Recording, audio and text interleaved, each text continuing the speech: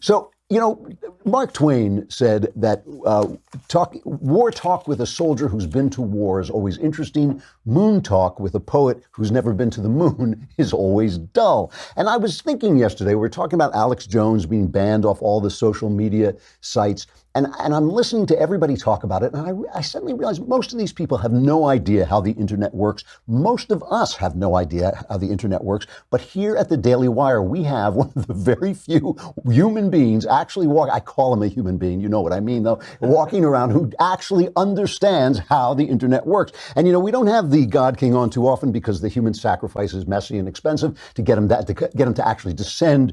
But the other thing is, every time Jeremy Boring is on, we're kidding around with him, and that's because he exists. And I think it's the rule at the Daily Wire that if you exist, we have to kid around, make jokes about it. Jeremy Boring built this place. And the thing is, Ben has been such a wonderful success and such a big star, and you always take the guy who's the front of the operation and attribute the success to him.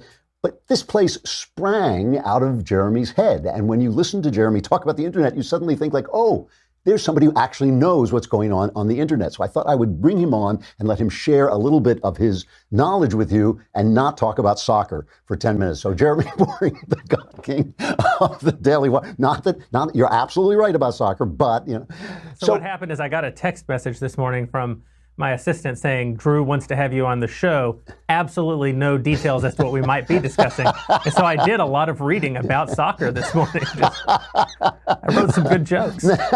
I know you love it so much, and you're such a fan. It's for love of the game. You love that sport so much.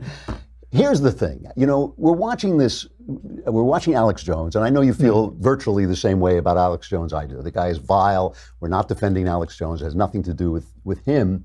I liked it when Lou Ferrigno played Alex Jones back in the old days. I really feel like the new Alex Jones is not nearly as amusing. No. Mark, Ruffalo. Mark Ruffalo. Yeah, Mark Ruffalo. Not as good as Alex Jones. It's true. But, they banned him, and everybody's talking about the First Amendment. It's not about the First Amendment. It's about free speech. Free speech is an American tradition, an American way of living. It has nothing to. It does have to do with the First Amendment. It protects it from the government. But free speech is something we should all be in favor of. And this seems to me like the beginning of a way of deplatforming all right-wing conversation by declaring it to be hateful.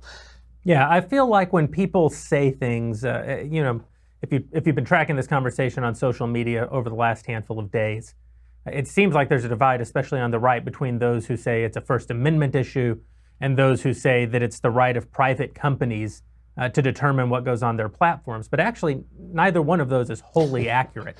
And that's because there are regulations about what kinds of things can and cannot be published, not what can and can't be published as a strictly speech issue, but what can and cannot be published by these internet platforms within a very narrow carve-out they received from the government to avoid libel law. And that's the actual part of the conversation that matters, and the part that no one's having. There's a thing called the Communications Decency Act.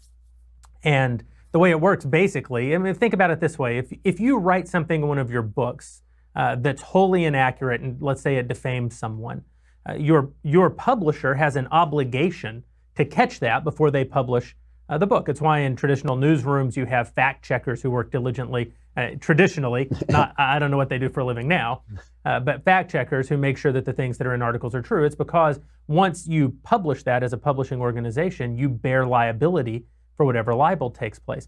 Well, obviously that's very difficult in the age of social media because in theory, social media is a platform wherein we publish what we want to say, and it doesn't go through any sort of editorial vetting by the platform itself first. So for that reason, it was very important to Google in the early days, even Facebook in the early days, even some organizations that aren't with us anymore.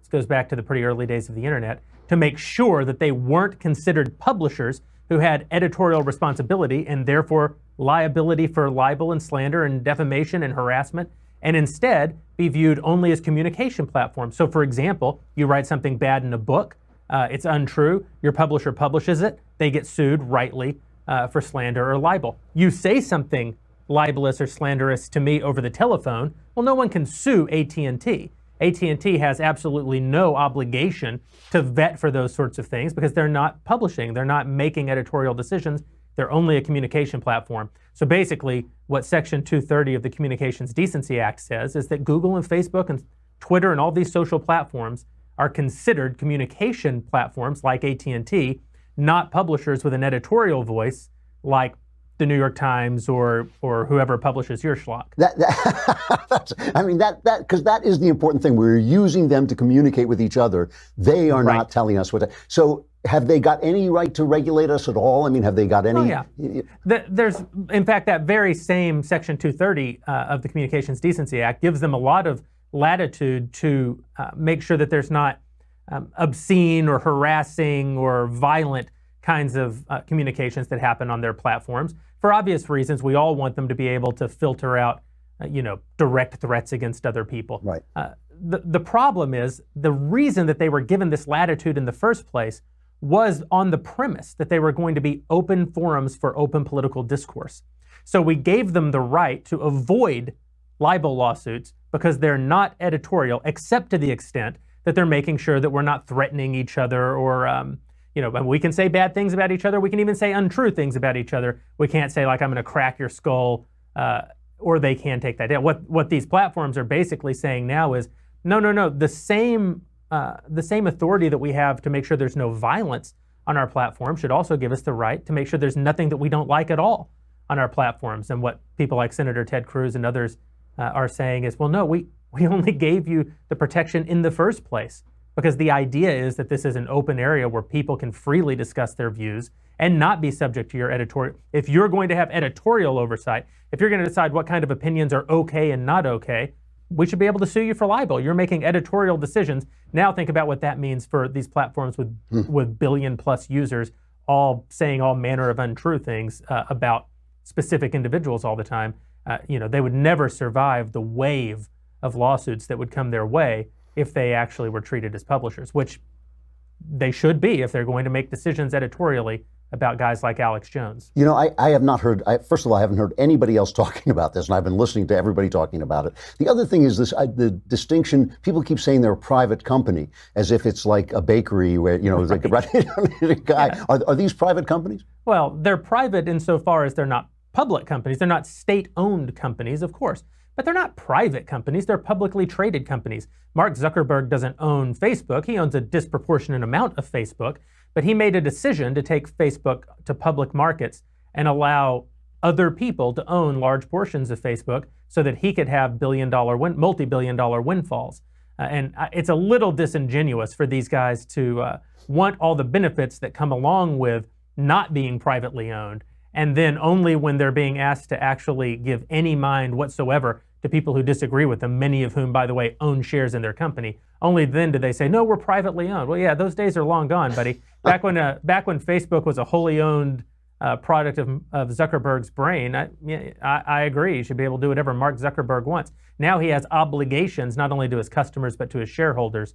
And these sort of super CEOs in Silicon Valley, I think uniquely among businessmen in the last century or so, don't want any actual obligations to their shareholders. They just want the shareholders to send them the money and get out of their way. I really want to ask you a couple more questions, but I have to pause to make you some money with an ad. Can you hold on just a second? Please. I knew you wouldn't object.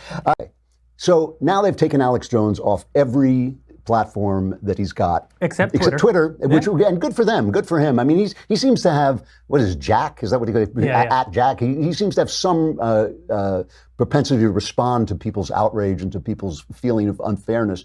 But the rest of them have taken him off. What does he do? What is Alex Jones' recourse? Well, he has very little recourse, I think, legally speaking, because of this ambiguity that exists around the Communications Decency Act. He's not. I think that he actually probably does have good grounds for a suit. The problem is, they say that I don't know, I'm not a lawyer, bad case makes bad law. Hard cases make bad law. Yeah. And the problem is that Alex Jones is not a very sympathetic character for us to all rally around. Right. He probably won't make really cogent arguments about the Communications Decency Act, for example. He'll probably try to make it about the First Amendment, which will just confuse the issue more.